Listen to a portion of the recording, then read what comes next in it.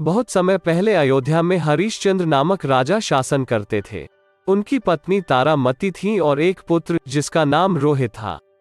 राजा बुद्धिमानी पूर्ण शासन करते थे और प्रजा पर ध्यान देने के कारण प्रजा भी उनसे प्रेम करती थी। अक्सर लोग उनकी उदारता का उल्लेख किया करते थे। जब भी कोई अपनी इच्छा लेकर उनके पास गया तो उन्होंने कभी मुंह नहीं मोड़ा।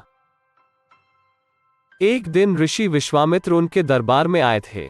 राजा अपने सिंहासन से नीचे उतरकर महान ऋषि के आगे नतमस्तक हो गए।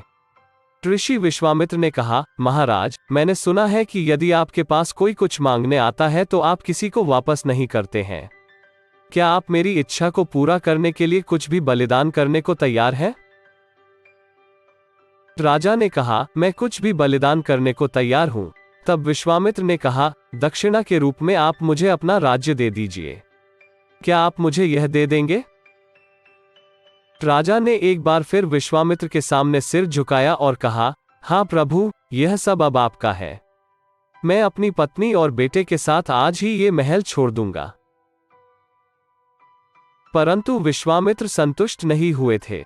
उन्होंने कहा, इस दक्षिणा को और भी प्रभावी बनाने के लिए आपको मुझे कुछ धन भी देना होगा। राजा हरिश्चंद्र ने अपनी पत्नी और अपने पुत्र को एक ब्राह्मण को बेच दिया, जिसने उन्हें एक दास के रूप में इस्तेमाल किया। राजा ने खुद को शमशान के चौकीदार को बेच दिया था। दिन बीतते गए। रानी तारामती और उनका पुत्र दास के रूप में ब्राह्मण के घर में सेवा करने लगे। एक दिन जब रोहित बगीचे में फूल तोड़ने गया तब उसे एक सांप ने काट लिया। रोहित की तुरंत मृत्यु हो गई। जब उसकी मां को यह समाचार मिला तो वो उसके लिए शोक करने लगी।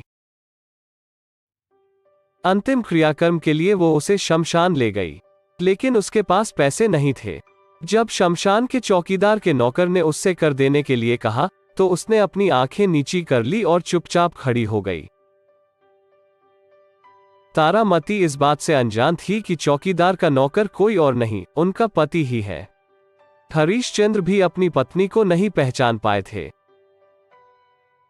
उसने कहा, यदि तुम्हारे पास कर चुकाने के लिए पैसे नहीं हैं, तो तुम अपना मंगलसूत्र क्यों नहीं बेच देती हो? रानी के पास एक वरदान था कि उसके पति के अलावा और कोई उसके मंगलसूत्र को नहीं देख पाएगा।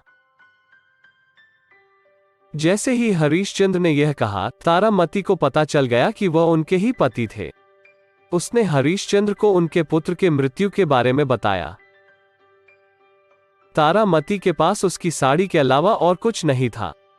उसने आधी साड़ी से अपने पुत्र के शरीर को ढका और आधी साड़ी पैसे के रूप में अपने पति को दे दी। यह देखकर सभी देवता स्वर्ग से उतर आए और उन्हें आशीर्वाद दिया।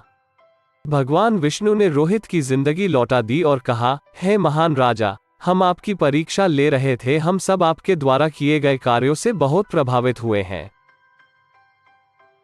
हम आपका राज्य आपको लौटा रहे हैं और अब आप स्वर्ग जा सकते हैं। हरिश्चंद्र ने कहा कि वो ऐसा नहीं कर सकते, क्योंकि वो अभी भी अपने चौकीदार मालिक के नौकर हैं। देवताओं ने उसे बताया कि वो चौकीदार कोई और नहीं बल्कि भगवान यम हैं। तब हरिश्चंद्र ने कहा, एक राजा होने के नाते मैं अपने लोगों को छोड़कर स्वर्ग में कैसे जा सकता हूं? देवताओं ने यह कहते हुए इनकार कर दिया कि स्वर्ग जाना तो इनके कर्म पर निर्भर करता है। तब राजा ने कहा, इस मामले में मैं अपने पुण्य और धार्मिकता को छोड़ दूंगा, ताकि मेरी जगह मेरे लोग स्वर्ग को जा सकें। सभी देवतागण हरिश्चंद्र के आचरण से बहुत प्रसन्न हुए। उन्होंने राजा हरिश्चंद्र और उसकी प्रजा के सभी लोगों को मृत्यु के बाद स्वर्ग जाने की अनुमति दे दी।